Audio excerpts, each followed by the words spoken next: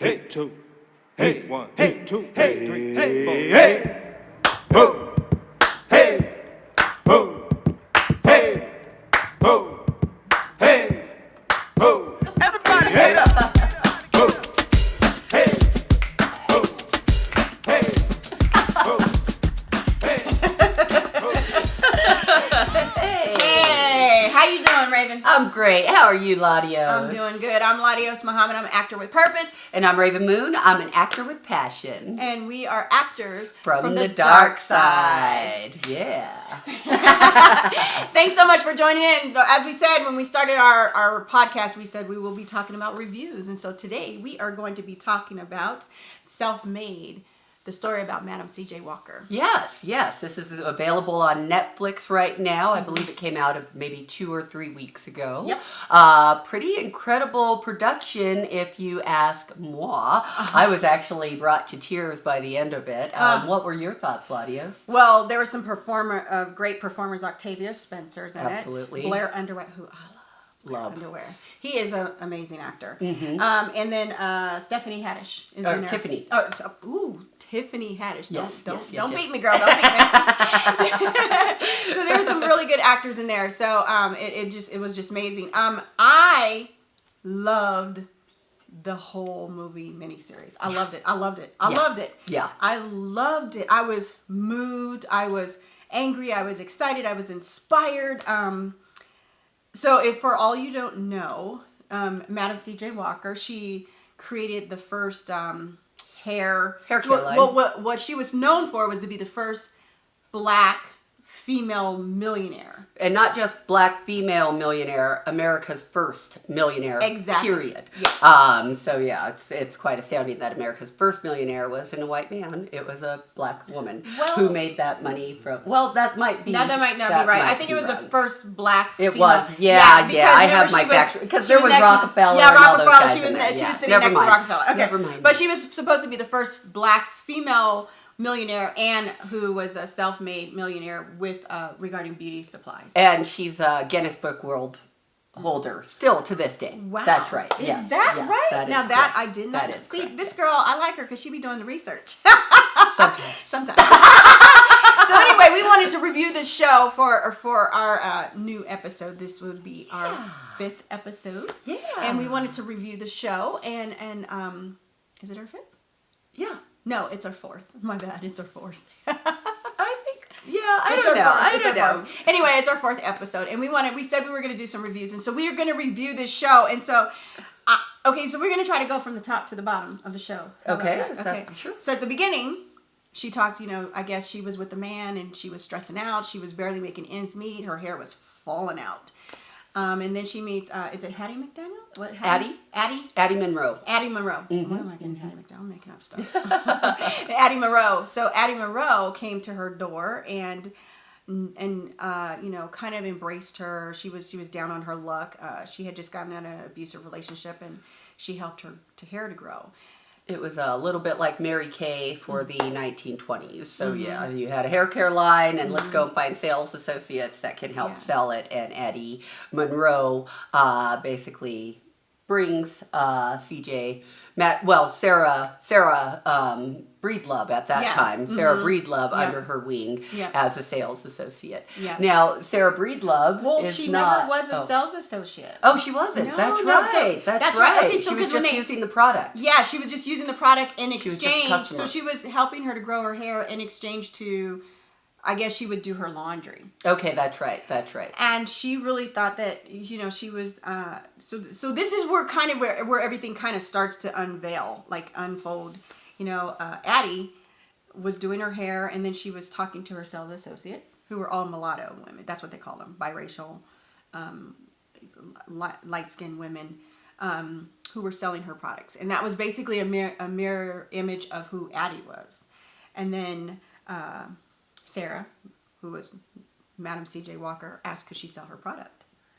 And she was rebuked. She was told that nobody wants to buy hair product from somebody that looks like you. Yeah. Everyone wants to look like me. I think that's just a little segue over outside of the narrative of the story is that a lot of this deals with the fact that this woman isn't your typical tall, light-skinned, beautiful what the picture of beauty was at that time. She, at least Octavia Spencer, is full figured and dark skinned and all of those things. So those were some of the things that she had against her, even starting out on this journey. If you want to pick up on that. Yeah, and it was really sad. But the thing about Sarah is that she said, I can sell the product because I'm a living proof that it works. I can sell the product too. So this is where it gets interesting because she's telling her, I know your product, I've experienced, and it's something about hair, because I remember her saying that she had a Cain and Abel with her, a Cain versus Abel with her hair. I literally wrote that quote down. She said, I had a Cain and Abel versus with my hair. Sure. And so back then, the standard beauty of having hair, long hair was, and very manageable hair was something big. And so she's telling her, like, I can sell this product. I can do this for you. And of course she said no. Right. And she's like, just do what you do best and, basically clean her clothes. And, which could be an insult and really sad because it's a beautiful product. Absolutely. Yeah. And not to give all of it away because we do want you to go out and watch the movie as well. But definitely I think that is what lit a fire under her to go out and do it on her own. And she basically took the product that she had and said, I'm going to make this better. And she made it better, took off the stink smell and started her own enterprise. And it was just the hunger, the drive, the tenacity, the never accepting no. I mean, this is a woman that got told no and faced rejection. I don't know how many times from black investors, from white investors, from, it was just so hard for her to get started. But she believed so much in what she was doing, her product, and what she could do for other black women that it kept her going. One of the things that I thought was so amazing was just seeing so many different portrayals of black hair. They did these really great little silhouettes of really cool hairstyles. And I thought that was just really that was at the amazing. beginning, right? Throughout, actually, they had that. Maybe it was in the first episode, but I thought I saw it a little bit. You probably throughout. did the vignettes through that, but it did open up with the different hairstyles and how important. Like there is something about having hair. Definitely. For black women, whether it's a weave, whether it's extensions, whether it's braids, whether it's cornrows, whether it's curly, natural, whatever. It's something about our hair that just glorifies us to add to our beauty, to make us feel pretty. Sure. And this was her goal. Not only that, what I did love, it was a family-owned business. And she employed women. She put people to work. She employed women and men. Yeah. So she created jobs. Absolutely. With this product. So it wasn't just the tenacity of, I got to get this out. And she was like, I'm creating jobs, which was funny that she couldn't get an investor.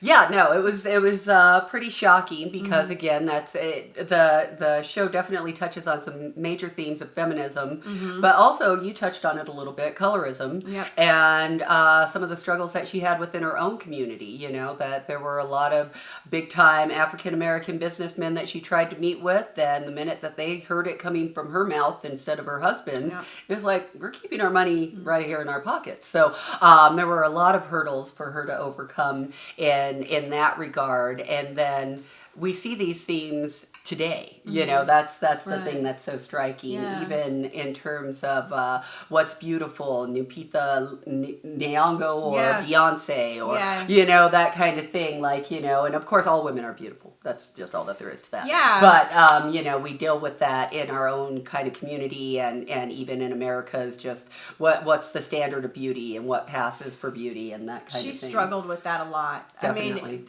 so let's talk about her husband. I want to talk about her husband because Blair Underwood. Okay, the fact that he was that man is looking good as he gets older and older. He just forget about it. Yeah. Yeah. I don't want to forget about it. forget about it. You can watch Kim when we're done. Okay. But anyway, what I loved about him is he supported her. He left. Where were they, in Mississippi? Yeah. Okay, they were in Mississippi to go to Indianapolis. Like, Yeah. he sold his house. Yeah. He picked up his whole life to go and support her dream and gave his name for her product. Yes. But at the same time became a major hindrance because once he felt that he wasn't the most important thing in her life, he kind of bailed and also tried to use that name against her with his new wife. So it's a remarkable Well, wait story. a minute. I see it different. Okay. Okay, so I supported you. You are super driven. I've been there. I've been that woman in my first marriage. Super driven. Okay. But you're still neglecting your man. You're neglecting just the bare minimum of just, like, hey, I do exist. I'm supporting you. I'm giving you 100% of all of me, but can I get a little, he was like, can we just go to New York and just, have a couple of drinks and have dinner? And she did not have time for him.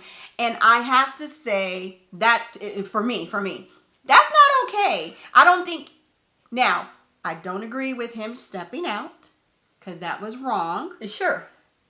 But I understand why he did. Two wrongs don't make a right. Yeah, I understand Two why wrongs he don't did. make a right. But and for me to be like, oh my God, her husband was amazing, he wouldn't have stepped out. No. Then he would have been the Yeah. amazing, oh my God, because he would have stuck by her through all of it, even Yeah. realizing that she had these other priorities instead of getting his feelings hurt. So you think his father had something to do with that? Because he kept dropping these seeds like, she's saying this is my business. Well, Well, his it's father ours. was trying to actually keep him level-headed. Like, regret's a much harder pill to swallow. But at that point, it was too late. His pride had been hurt and those kind of things. But one of the things that came up for me, there's a great quote, and I'm not going to get it right, and I don't know who said it, but it was basically something along the lines of the true marker of youth is the absolute belief that this has never happened before. And this movie was a definite showing that, maybe the vehicle in which we deliver things on changes, but human nature never really changes. And we might be doing it through email versus the telegraph, but in terms of trying to get ahead and having people say no and having people have feelings hurt and oh my gosh, it's going to lead to the daughter. Unfulfilled expectations. They toy a little bit with, they don't outright say it, but they definitely bring it out by the end of it that the daughter's lesbian. I did read that in the back absolutely. history online. I did read that her daughter was lesbian. And Sure. And I think her daughter died shortly after she died. But they did the adoption so that they could have someone to carry on the family absolutely. name. But the fact that, there was a long time that she was trying to get her daughter to fill a role that her daughter wasn't happy with and that, i.e. being married and having children, that kind of thing. And I thought it was a really beautiful kind of bow on everything at the end when there's that acceptance and the adoption and all of that. I believe at the end credits said something around along the lines of Langston Hughes called the daughter, the joy goddess of Harlem, and I thought that was really amazing. Yeah, and I'm definitely going to have to do some research on that. The joy goddess, it's great. And Tiffany Haddish was just amazing. She was in that entertaining. Role. She was very entertaining. And I would say she was pretty in out of all the roles I have seen her in, and I've seen her in mostly all of the stuff that she's been acting thus forward. She was. I would think she was being authentic. Yeah, she was being able to, because her background is comedy, so she got to do a lot of comedy, little spits here and there, and I thought it was like it suited her for this role. It suited her, and I think she stretched herself too. I felt that she went places that I didn't see her go as deep before. Yeah. And this whole production touched me on another level. I think it was episode 2. They open it with these amazing dance numbers. It has a lot of whimsy, a lot of history, a lot of debate. I wasn't so. I've always been aware of Booker T. Washington and W.E.B. Du Bois, but to see it portrayed on the ground and, what were people feeling at the convention when somebody says, we can be separate but equal, and instead of a great applause is maybe a That was interesting. One of the most profound things was how collective the women came as a community to invest in her dream.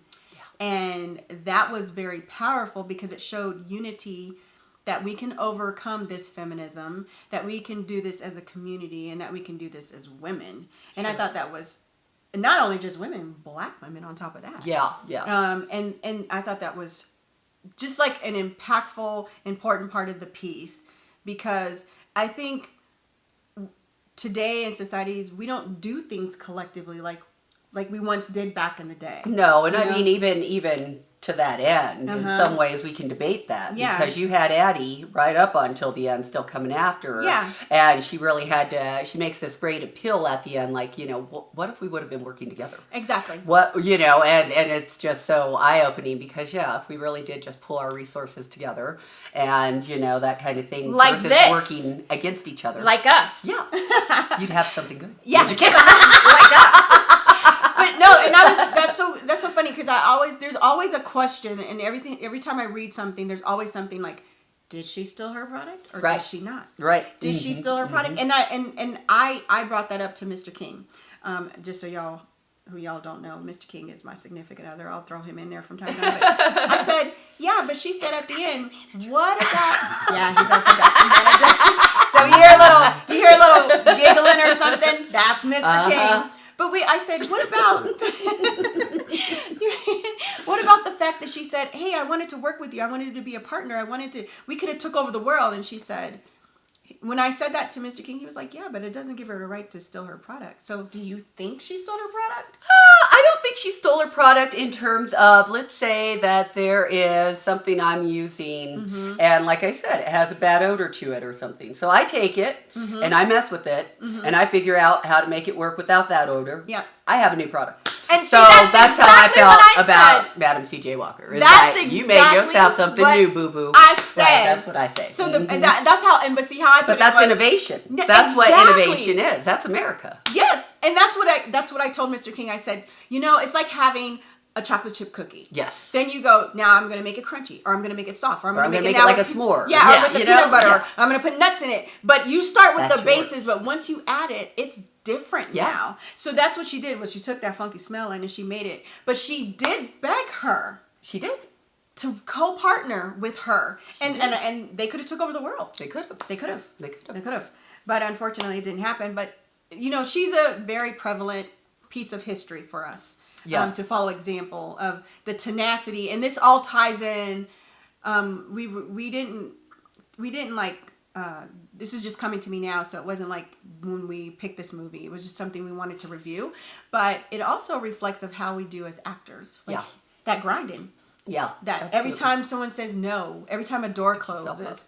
Every time you feel like you want to give up, but if you see it, you visualize it like, I'm going to do this. You're going to see me on the big screen. Yeah. You are going to see me. Yeah.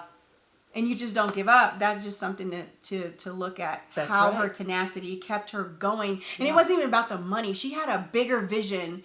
Her thing was about legacy. Sure. She said she did mention, I'm going to be the first Black millionaire, but I don't think that was her goal. Hers was, I'm building a legacy. And we have to think in terms of legacy. Sure. Yeah. But she was amazing because she could even see it, you know. Yeah. It takes so much to even be able to dream that big, right? I remember the first year that I met you, that's what I kept telling LaDios. She'd say, what are you struggling with? And I'd say, I'm trying to dream bigger, because I realized entering this world, like, oh my God, my scope is so limited. I didn't even know that there's possibilities out there. So, I mean, even having that vision to go that much further.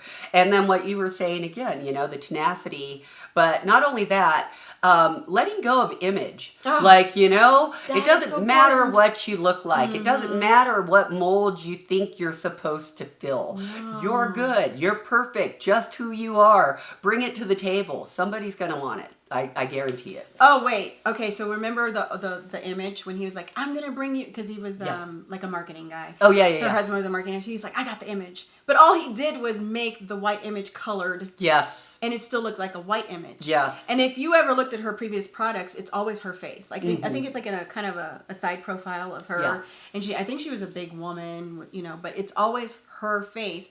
And I do like what you say about image because we get stuck in, I'm too old, I'm too young, Yep. I'm too fat, I'm too skinny, I'm too Yep. dark, I'm too light, my hair's not long enough. And then we end up impeding our progress. Absolutely. But there is something, especially when you're dealing with the acting world, there's something out there for everybody. The one thing I love about acting, is you can do it until the day you die. That's you right. can't do sports. Can't be a doctor forever. Can't be a surgeon forever. You know what I'm saying? But you can do acting forever till That's the right. day you die. That's right. Yeah. There's always a role, and that's so hopeful, and I love that because that's what we do. That's how we keep up our grind. That's why we do this is to keep bringing that art to the table, right? Yeah. And filling those roles that somebody needs to see, regardless of what it is. If it's that downtrodden, trauma-filled woman or that person that had to give up their child for a doctor, whatever role I'm filling, there's some cathartic need out there for somebody, and it's going to touch them, and that's so fulfilling. That's so rewarding at the end of the day, right? All roles matter. Absolutely. Even the extras. Absolutely. Because you can't have a film without extras. You just can't. I mean, you just can't. I'm sorry, you can't. Every role matters. I love the extras in Self-Made. Did you notice? They were beautiful. They were beautiful. They had so many oh my different gosh. looks and the clothes. Oh wait, I remember there was one in particular when I was looking at Booker T. Yeah. It was the young man. He had the little round glasses and he had a little mustache. I mean, a little beard and a mustache. And he just always stuck out. And I watched it twice, and I was like, he is just like I see him. Yes. Like he just. So even if you're extra, do your part. Do it. your best. And trust me, I've been on extra roles. Somebody gonna feel you. Yeah, they gonna see you. They gonna see you. They gonna see you. But yes. So this is our review. Yeah. For our episode 4. Definitely. And we just wanted to share. We're gonna be bringing those for every 3 weeks. We're gonna do a review. And so right now we're doing movies because we can't get to any plays. So once this ban is lifted up, we're gonna do some reviews on some theater plays and movies and all kinds of stuff. But in the meantime, in between time, I'm LaDios Muhammad, an actor with purpose. I'm Rav'n Moon, an actor with passion. Remember, you don't have to be asleep to dream. We are actors from the the dark side.